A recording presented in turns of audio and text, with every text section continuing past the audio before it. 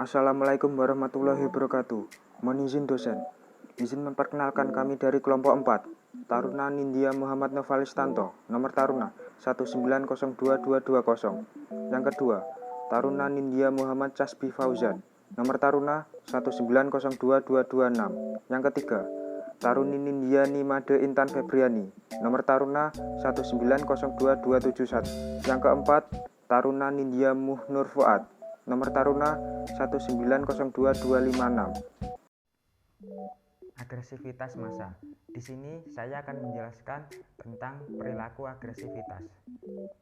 Perilaku agresivitas merupakan suatu tindakan yang dimaksudkan untuk melukai dan menyakiti orang lain ataupun barang lainnya, baik secara fisik maupun mental, yang tidak menginginkan datangnya perlakuan tersebut, sehingga tindakan tersebut sangat merugikan korban baik fisik maupun mental.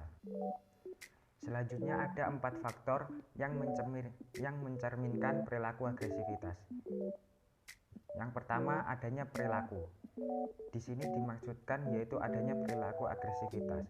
Yang kedua, adanya tujuan ataupun maksud untuk melukai dan menyakiti dari pelaku menuju ke korban. Yang ketiga, adanya individu sebagai aktor, dan yang terakhir adanya individu sebagai korban. Selanjutnya ada rekonstruksi model integratif faktor penyebab dan pencetus perilaku agresif. Yang pertama ada kondisi internal yang berupa gen, hormon, kimia darah, insting, stres, emosi, frustasi, dan konsep diri. Selanjutnya ada sektor lingkungan ataupun fisik berupa crowded, bising, suhu dan kualitas udara, dan lingkungan yang buruk. Selanjutnya ada stimulasi situasional, yaitu ada efek senjata, alkohol, media massa, provokasi berupa konflik antar KLP. Selanjutnya ada faktor eksternal atau sosial, yaitu ada keluarga, rekan sebaya, tetangga, dan sekolah. Yang faktor-faktor semua itu menyebabkan perilaku agresif. Dari semua itu menjadikan adanya teori perilaku agresif. Dari teori perilaku agresif sendiri ada 5. Ada teori insting, ada teori frustasi agresif, ada teori belajar sosial, ada teori penilaian kognitif, dan yang terakhir perilaku agresif sebagai dorongan yang berasal dari luar. Yang pertama ada teori insting. Teori ini adalah teori yang paling klasik tentang perilaku agresif. Jelaskan bahwa manusia memiliki insting bawaan secara genetis untuk berperilaku agresif. Menurut Baron and Braine tahun 1997. Kemudian menurut Robert Baron tahun 1997 menyatakan bahwa agresif merupakan tingkah laku individu yang ditunjukkan untuk melukai atau mencelakakan individu lain yang tidak menginginkan datangnya tingkah laku tersebut. Dengan demikian ada 4 unsur dalam agresif. Yang pertama mempunyai tujuan untuk mencelakakan, yang kedua ada individu yang menjadi pelaku, yang ketiga ada individu yang menjadi korban, dan 4 ketidakinginan korban untuk menerima tingkah laku. Tokoh psikoanalis yang terkenal yaitu Sigmund Freud mengemukakan bahwa perilaku agresif merupakan gambaran ekspresi yang sangat kuat dari insting untuk mati. Dengan melakukan agresif, maka secara mekanis individu telah berhasil mengeluarkan energi destruktifnya dalam rangka menstabilkan keseimbangan mental antara insting mencintai dan insting kematian yang ada di dalam dirinya. Energi destruktif individu dapat dikeluarkan dalam bentuk perilaku yang tidak merusak, namun hanya bersifat sementara. Teori kedua itu teori frustasi agresi, dikemukakan oleh John Dewar dan dalam Berkowitz tahun 1992. Teori ini berpendapat bahwa agresi merupakan hasil dorongan untuk mengakhiri keadaan frustasi seseorang sebagai reaksi terhadap peristiwa yang tidak menyenangkan. Dalam hal ini, frustasi adalah kendala-kendala eksternal yang menghalangi perilaku seseorang. Dapat atau tidaknya frustasi menimbulkan reaksi agresif bergantung pada pengaruh variabel perantara. Misalnya, ketakutan terhadap hukuman karena melakukan tindakan agresif secara nyata, atau tanda-tanda yang berhubungan dengan perilaku agresif sebagai faktor yang memfasilitasi perilaku agresif. Yang teori yang ketiga adalah teori belajar sosial. Teori belajar sosial ini menjelaskan bahwa perilaku agresif sebagai perilaku yang dapat dipelajari. Albert Bandura menyatakan bahwa perilaku agresif merupakan hasil dari proses belajar sosial dalam Stigline tahun 2001. Dalam memahami perilaku agresif, aliran ini membawakan 3 informasi yang perlu diketahui. Yang pertama, cara perilaku agresif diperoleh. Yang kedua, ganjaran dan hukuman yang berhubungan dengan perilaku agresif. Yang ketiga, faktor-faktor sosial dan lingkungan yang memudahkan timbulnya perilaku agresif. Dari ketiga informasi tersebut, teori belajar sosial ingin menjelaskan bahwa akar perilaku agresif tidak sederhana, berasal dari satu atau beberapa faktor, melainkan dari hasil interaksi banyak faktor, seperti pengalaman masa lalu individu berkenaan dengan perilaku agresif, kemudian jenis-jenis perilaku agresif yang mendapat dan hukuman, kemudian serta variabel lingkungan dan kognisi sosial yang dapat menghambat atau fasilitator bagi timbulnya perilaku agresif. Tindakan agresif biasanya merupakan reaksi yang dipelajari dalam penguatan atau hadiah, meningkatkan kemungkinan hal tersebut akan diulang kembali. Mulsers dan kawan-kawan tahun 1995. Selanjutnya yaitu teori penelitian kognitif.